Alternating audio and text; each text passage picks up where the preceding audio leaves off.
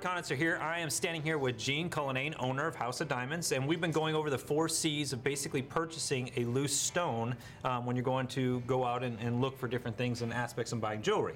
So going over those 4 C's, basically we're moving on now to cut, which is probably one of the most important aspects of buying a stone. The most important. Well, why don't you explain to us why it's that important? A lot of times people confuse cut with shape. And shape has to do with the shape of the stone, whether it's a round, a princess cut, a marquise. Cut is much more than that. Cut has to do with the one thing man controls. Mother Nature controls the color and the clarity, but man controls the quality of make or the cut of the stone. It's the positioning of the facets. It's the geometry of the stone. Right. It's when we take it from the ground and we put our hand on it, we cut it, we manipulate the stone to give it its shape. That's the most important thing about a stone.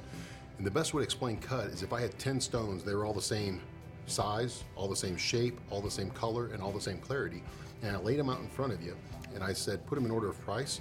Right.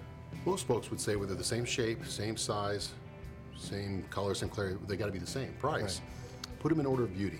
Put the best looking one at that end, and the not so good looking one on that end, and rank them in between. You just put them in order of price based on cut. Okay, cut is what gives you the fire and the brilliance. When the stone's going to be dirty 95% of the time, right? And if a well-cut stone will push the light back through that dirt. Right. A not so well-cut stone won't.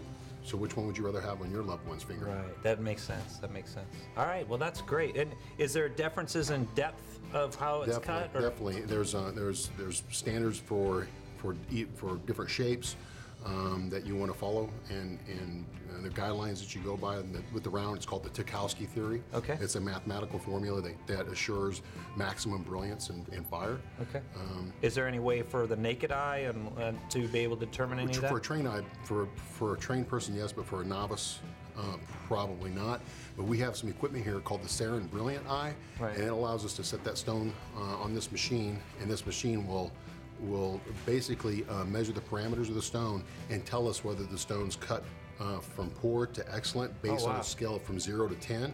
And it's a GIA piece of equipment. We bought it through Gemological Institute of America, and it's a great piece of equipment to have because tool. Now we can assure our clients getting what they think they're buying. Right.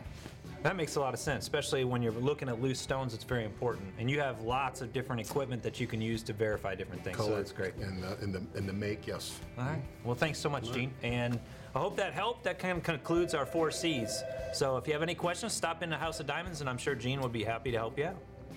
Thanks.